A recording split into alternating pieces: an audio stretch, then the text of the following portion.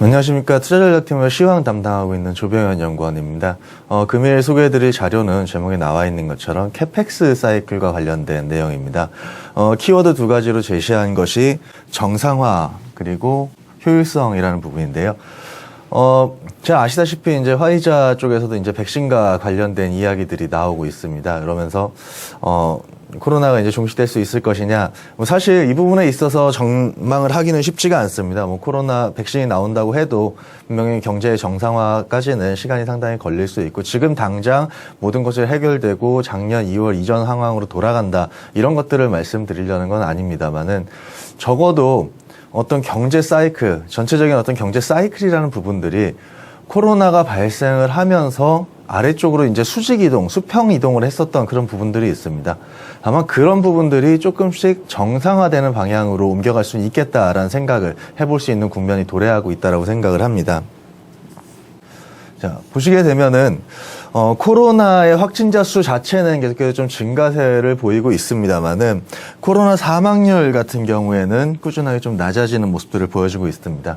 그러다 보니까 각국 정부들 같은 경우는 이제 선택을 해야 되는 상황들에 직면을 하게 됩니다.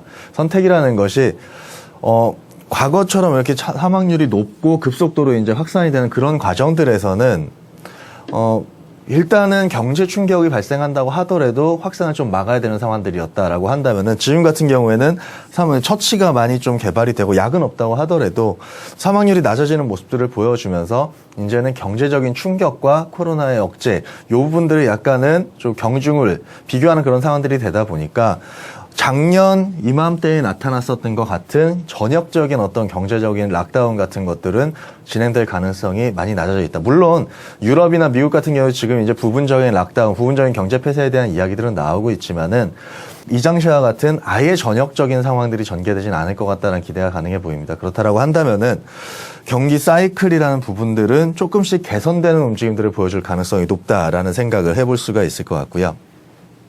그렇다라고 한다면 경제 정상화라는 부분들에 있어 생각해 볼 수 있는 것 중에 한 가지, 일반적으로 경제 정상화에 대한 이야기를 한다라고 하면 소비에 대한 부분들 관심들이 많을 수밖에 없겠지만, 자연스럽게 떠올릴 수밖에 없겠지만은, 투자 사이클 같은 경우도 그 일환이다라고 볼 수가 있을 것 같습니다.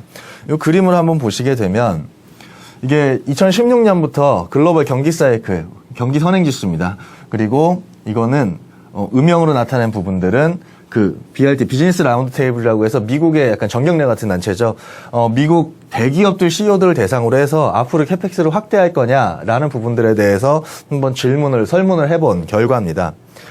자, 우리 경기 사이클 같은 경우 2017년 하반기부터 3, 4분기부터 정점을 찍고 떨어지기 시작을 했습니다. 그런데다가 2018년부터는 트럼프가 미중 무역 분쟁을 들고 나왔죠. 그러다 보니까 경기도 안 좋아지는데 미중 무역 분쟁이라는 불확실성 요인, 미중 무역 분쟁의 단순히 양자 간의 대결이었다기보다도 90년대부터 진행돼 왔었던 세계화의 결과로 형성된 글로벌 밸류체인에 대한 훼손, 이 부분에 대한 우려를 걱정하게 만들었었던 그런 소재였었거든요. 그러다 보니까 투자 의향은 계속해서 악화될 수밖에 없었죠. 그러다가 좀 기억을 되돌려서 생각을 해보게 되면 2019년 하반기부터는 대선을 앞두고 트럼프도 조금씩 강도를 조절해 나가면서 뭐 협상을 하고 협상단 왔다 갔다 하면서 1차 협상도 체결을 하는 그런 모습들이 나타났었습니다. 마침 그때 경기 사이클도 저점을 형성을 하고 조금씩 올라가는 게 아닌가라는 기대치가 생겼었던 상황들이었었죠. 그러다가 코로나가 터지니까 투자 심리, 경기 선행지수 전부 다 바닥으로 순간적으로 떨어져 버리게 됩니다. 결국 요 부분들에 대한 것들이 이제 회복이 되고, 이게 급격하게 이제 회복이 되면서 경기의 호조 구간으로 간다, 이런 이야기를 하려는 게 아니라, 적어도 극단적으로 위축됐던 구간에서 정상적인 사이클 범위로는 들어오는 움직임들이 나타날 수 있겠다. 그런 회복 과정들이 적어도 내년 초까지는 진행될 수 있겠다라는 생각을 해보고 있고요. 그러다 보니까 그러면 여기서 나타날 수 있었던 이런 완만한 회복에 대한 기대, 지금 캐펙스 쪽에서도 가져볼 수 있지 않겠느냐, 이런 결론을 제시를 해볼 수가 있을 것 같습니다. 더불어서 이제 캐펙스에 대해서 말씀을 드리고 있는데, 캐펙스 사이클의 회복을 기대하게 만드는 어떤 근거와 같은, 근거로 볼 수 있는 모습들도 나타나고 있습니다. 이건 어떻게 보면 결과치라고 볼 수가 있는데, 전 세계 상장사들의 캐펙스에 대한 전망치입니다. 이 파란색이 포워드 전망치인데요. 조금씩 이제 올라오려는 모습들을 보여주고 있는 거고요. YOY 증감률로 보게 되면은 이 경기선행지수랑 거의 똑같이 움직이는데 얘도 이제 바닥에서 정상 영역으로 조금씩 올라오려는, 적어도 이런 정상적인 사이클 구간으로 올라오려는 모습들을 보여주고 있다는 점에 주목을 해볼 필요가 있겠다, 이런 생각을 해볼 수가 있을 것 같습니다. 더불어서 이런 부분들도 눈여겨볼 필요가 있을 것 같은데요. 일본의 공작기계 수주 증감률입니다. 일본의 기계류라는 것들이 사실 글로벌 투자 사이클에 있어서 상당히 정확한 선행지표 역할을 하는데, 그림에서 보시는 것처럼 저점을 딛고 드디어 올라오는 사이클을 보여주기 시작을 했습니다. 같이 그려놓은 그림은 미국의 고정자산 투자 증감률이고요. 이쪽에 보시게 되면은 아까 말씀드렸었던 12월 포워드 전 세계 상장사들의 향후 1년 동안의 캐펙스 전망치 사이클이 회복되는 그런 모습들이 나타나고 있습니다. 이런 캐펙스 회복을 기대하게 만드는 그런 요인들도 등장을 하고 있다는 점을 확인해 볼 수 있을 것 같고요. 또 한 가지 이런 모습들도 그 캐펙스 사이클 회복에 대한 기대치를 만들어주는 모습이다라고 생각을 하고 있는데, 보시면 미국의 CPI 빼기 PPI, 소비자 물가에서 생산자 물가를 뺀 지표다라고 보시면 될 것 같습니다. 이게 어떤 의미를 가지느냐? 경제 전체로 봤을 때, 경제는 이제 뭐 국가, 그리고 개인, 가계, 그리고 기업, 이런 경제 주체로 구성이 되는데, 기업 입장에서 봤을 때 소비자 물가라는 게 어떤 의미를 가지겠느냐? 바로 매출의 내용치가 되겠죠.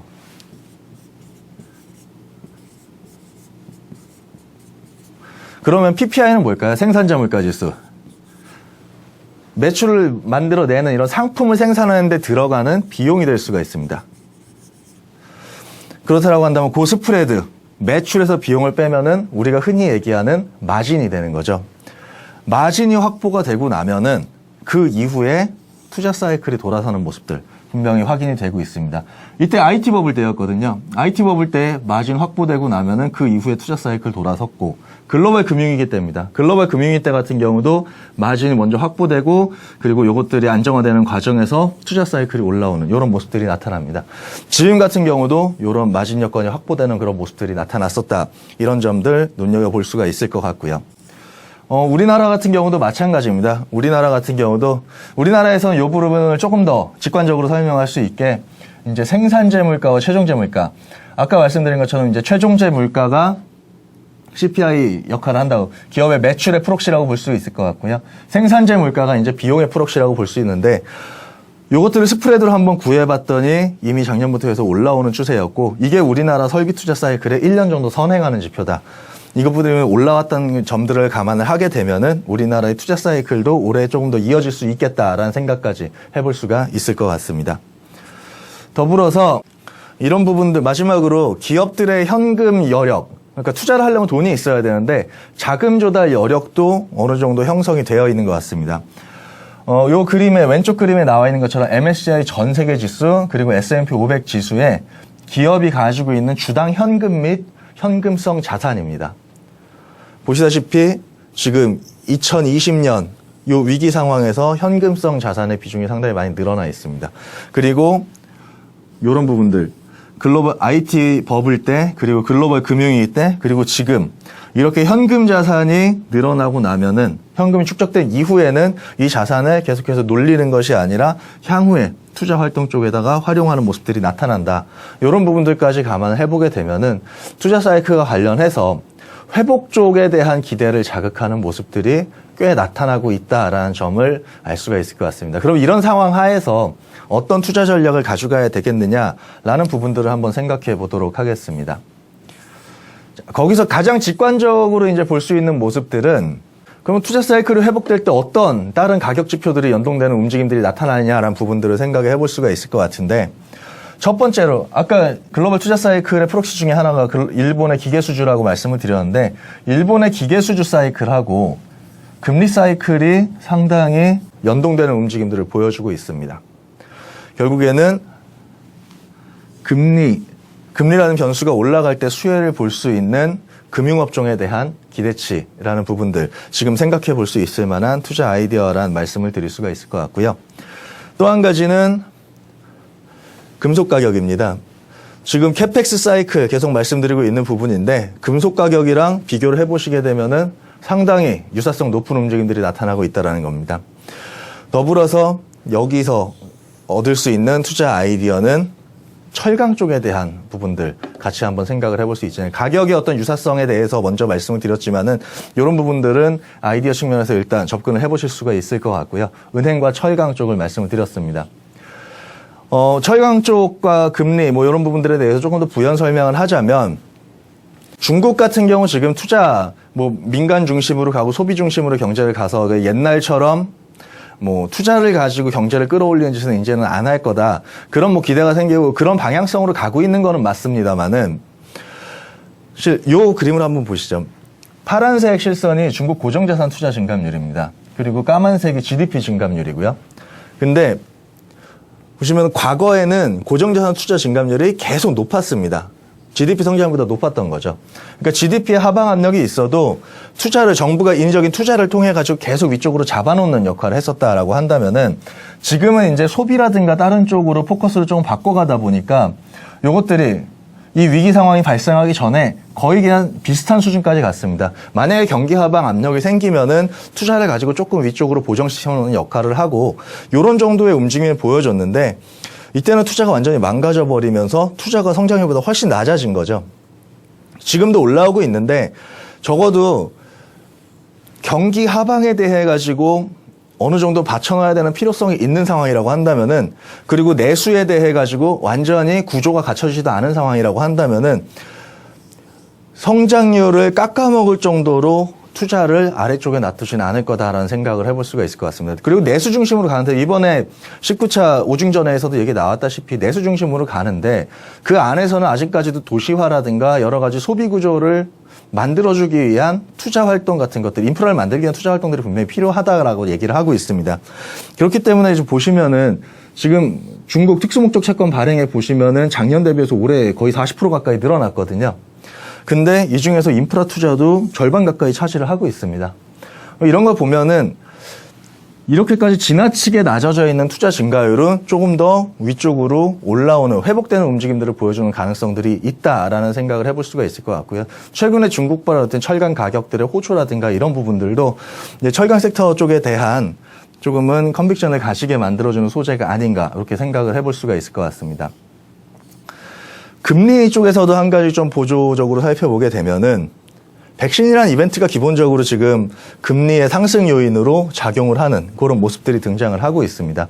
일단은 돈은 많이 풀려있는 상태고 경기 정상화에 대한 기대감이 생기게 되면은 금리는 상승 압력을 받을 것이고 거기다 미국 같은 경우는 아직까지 그 정책적인 합의를 찾지는 못하고 있지만은 어느 시점인가 가서 이제 한시적인 문제가 된 거죠. 어느 시점인가 가서는 재정 지출은 등장을 하게 될 것이고 그렇게 되면은 이미 재정 적자가 크고 부채가 많은 미국 입장에서는 추가적으로 자금 조달을 위해서 채권 발행을 해야 되니까 그러면서 이제 수급 요인에 의해서도 금리는 좀 더 위쪽으로 올라갈 수 있는 그런 여지가 많이 생긴다라는 생각들을 해볼 수 있을 것 같습니다.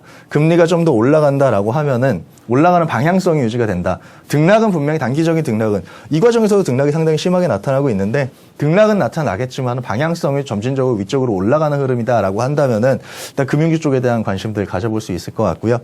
사실 금리 선물 시장에서도 금리 상승에 대한 기대가 나타나고 있습니다. 장기물인데요. 이 그림은 그 미국채 선물에 대한 투기적 포지션입니다. 20년물, 30년물에 대해 가지고 투기적 포지션이 사상 최대로 쌓여 있고요. 10년물 같은 경우에는 그나마 이제 금리 스티프닝에 대한 기대를 반영을 하면서 순매수 우위의 모습을 조금 보였었지만은 최근 들어가지고 이제 매도 우위로 돌아서는 그런 모습들이 나타나고 있습니다. 금리 상승에 대한 시장의 기대가 강하게 형성되고 있다. 이런 점까지 감안을 하게 되면은 일단 금리 상승을 향유할 수 있는 그러한 업종들에 대해 가지고 은행 업종, 금융 업종들에 대해서도 관심을 가져보자라는 말씀을 드릴 수가 있을 것 같습니다. 지금까지는 약간 직관적인 측면에서의 투자 아이디어였었다라고 한다면은 여기서부터 말씀드릴 부분은 조금 한 단계 응용이라고 보셔도 될 것 같습니다. 투자를 진행을 하는데 기업들이 투자 캐펙스를 진행을 해야 되는데 조건이 한 가지가 생겼습니다. 장기 성장률이 낮아졌다라는 거죠. 우리가 일반적으로 GDP, 요 회색 막대는 GDP, 글로벌 전 세계 GDP 금액이고요. 파란색 실선은 뭐냐면 우리가 일반적으로 볼 때는 GDP를 YOY 전년 대비해서 올해 증감률로 보지만은 얘는 10년짜리 평균 성장률입니다. 글로벌 금융위기 이후에 등락은 있었지만 계속해서 낮아지는 흐름을 보였고 코로나 때문에 완전히 레벨 다운 된 다음에 지금은 2025년 정도까지 가더라도 상당히 낮은 레벨의 성장성이 머물고 있을 거다라는 전망이 제시가 되고 있습니다. 결국에 투자를 해야 되는데 옛날처럼 막 양적 성장이 일어나던 상황이라고 한다면은 기업들도 그냥 별 고민 없이 하던 대로 우리 산출물 많이 만들어내면 되니까라는 투자를 했겠지만 성장 탑라인이 잡혀버렸다. 그러다 보니까 이제는 좀 더 효율적으로 투자를 하는, 비용을 줄이고 산출량을 효과적으로 만들어내는 효율성에 입각한 투자를 해야 된다라는 의식들이 생기는 거죠. 실제로 기업가들은 지금 최우선 과제가 뭐냐? 앞으로 1년 동안에 이익 진작을 위해 어떤 행동을 취할 거냐? 효율성을, 운영상에 있어서 효율성을 늘리는 게 가장 중요하다라는 응답들을 하고 있는 그런 설문 결과들도 나타나고 있습니다. 자, 그러면은 이 효율성을 어떻게 추구를 하느냐, 이런 경향이 지금 나타났느냐? 효율성을 만들어내는 데 있어서 일단 제일 먼저 생각하는 거는 비용의 감소입니다. 그럼 제조업체 입장에서, 서비스 업체는 일단 논외로 두고요. 제조업체 입장에서, 글로벌 제조업체들 입장에서 비용을 어떻게 하면 줄이겠느냐? 제일 큰 고정 비용을 줄여야 되는 공장 자체를 없앨 수는 없고 인건비를 줄여야 되는 거죠. 실제로 한번 보시면 이게 미국의 고용, 제조업 부문의 고용 지표입니다. 회색 음영 부분이 경기 침체 구간들이거든요. 자, 보시면은 50년대부터 쭉 나와 있는데 과거에는 경기 침체가 발생하면은 그 다음에 회복시킬 때 고용의 성적 높이가 더 높아집니다. 계속 경기 침체 때문에 위기 잘 버텨냈으면 그 다음에 고용 더 늘려야지, 투자를 더 많이 해야지 하면서 고용의 상단이 계속 높아집니다. 그러다가 8, 90년대에 좀 뜸했다가 2000년대 들어서니까 고용의 높이가 경기 침체로 한번 고용을 줄이고 나면은 그 이전 수준, 고점을 회복을 못 합니다. 글로벌 금융위기 때도 한번 뚝 떨어지고 나니까 몇 년에 걸쳐서 뭐 고용 되게 좋았다라고 하지만은 그 이전의 고점에 도달하지 못하고 있습니다. 결국에는 최근에는 제조업 기업들 같은 경우가 고용을 계속해서 늘려가는 형태가 아니라 경기 침체를 통해 가지고 구조를 재편하고 효율성을 제고하는 과정에서 고용보다는 다른 선택들을 하고 있다라는 생각들을 해볼 수가 있을 것 같습니다. 여기서 고용을 왜 선택을 안 하는가라는 부분들에 있어서 이런 경제적인 접근을 해볼 수가 있을 것 같습니다. 노동 한 단위를 투입을 했을 때 생산성이 얼마나, 산출물이 얼마나 늘어나느냐, 이런 걸 프로덕티비티, 생산성이라고 얘기를 하는데 생산성이 계속해서 부진한 흐름을 보여주고 있습니다. 이 정도로 생산성 증가율이 낮았던 때는 과거에 있었던 거의 뭐 대공황이라든가 이런 경기 침체, 유명한 경기 침체 상황들 정도밖에 없었던 것 같고요. 그냥 노동을 투입한다고 해서 늘어나는 산출물이 워낙에 작다라고 예상이 되고 있는 겁니다. 거기다가 더불어서 이런 모습들도 확인이 되는 거죠. 상대적인 임금의 부담이 높아지고 있다. 까만색 실선이 CPI입니다. 그리고 파란색 실선이 임금입니다. 아까 CPI가 뭐라고 말씀드렸는지 기억하실 수 있을 것 같은데 CPI는 경제적인 관점에서 봤을 때 기업의 어떤 매출 단위라고 볼 수가 있을 것 같습니다. 매출이 증가하는 속도보다 인건비, 비용의 부담 증가가 더 빨리 나타나면서 그게 이렇게 심화됐다라는 거죠. 생산성도 떨어져 있는데 고용 부담, 비용 부담은 계속 늘어난다. 그럼 이게 줄어들 것이냐? 쉽지가 않죠. 전 세계적으로 웬만한 선진화된 국가들에서는 최저임금이라든가 이런 것들을 가지고 임금은 단조 증가하는 형태로 제도적으로 보장이 되어 있지 않습니까? 얘는 계속해서 올라가는 흐름일 거고요. 결국에는 물가 자체가 빠르게 올라와서 이거보다 높아진다면 비용 전가력이 생기겠지만은 사실 그거를 기대하기는 지금 현재 경제 여건에서 쉽지가 않을 것 같습니다. 그렇다라고 한다면은 기업들은 이제 노동을 대체해서 또 다른 아이디어를 찾아낸다. 라는 생각에서 이제 투자 쪽에서 이제 투자 아이디어도 접근을 해봐야 될 것 같고요. 그래서 이제 몇 가지 아이디어들을 도출해낼 수 있는 게 첫 번째는 일단 뭐 여러 가지 얘기를 했습니다만 캐펙스 사이클 자체가 업황이 되는 기업들도 있습니다. 바로 산전 쪽에 대한 얘기인데요. LX 일렉트릭이라든가 현대 일렉트릭 같은 경우에는 기본적으로 요 글로벌 캐펙스 사이클이 올라올 때 그 자체로 업황으로 향유를 합니다. 똑같이 움직이는 그런 모습들이 나타나고 있어서 이런 부분들에 대해서 일단 1차적인 관심을 가져보자라는 말씀을 드리고 있고요.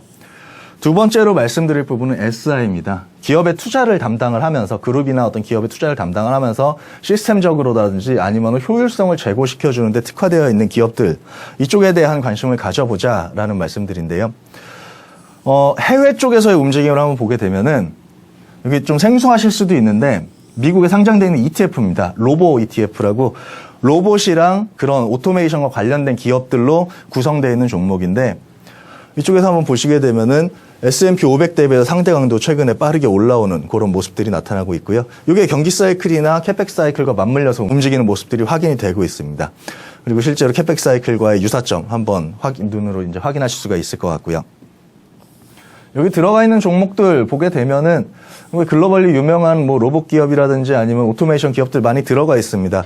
엔비디아 같은 경우는 뭐 이미 워낙 유명하고요. 환학이라는 일본의 전 세계 탑티어에 있는 자동화 시스템이라든가 그리고 로봇을 만드는 기업들, ABB 스위스 회사인데 여기도 공정 자동화 시스템, 산업용 로봇 이런 부분들에 있어서 전 세계 5위권 안에 들어있는 기업입니다. 이런 기업들, 뭐 야스카와 전기 같은 경우는 로봇 측면에 있어가지고 산업용 로봇 측면에 있어서는 전 세계에서 이제 최대의 기업들. 결국에는 이런 효율성을 위한 움직임들 쪽에 시장의 관심이 이미 형성이 되고 있다라는 점을 해외 자산 쪽에서의 움직임을 가지고 확인을 해볼 수가 있을 것 같고요. 지금 로봇 ETF랑 아까 말씀드린 우리나라 입장에서는 이제 SI 기업들 같은 경우에 시가총액 플로우랑 같이 한번 맞춰보시게 되면은 연동이 되는 그런 모습들이 나타나고 있습니다. 기업의 어떤 경영 효율성이라는 부분들에 대해 가지고 이미 시장에서는 좀 관심을 가지고 있다라는 부분들 눈여겨보실 수가 있을 것 같습니다.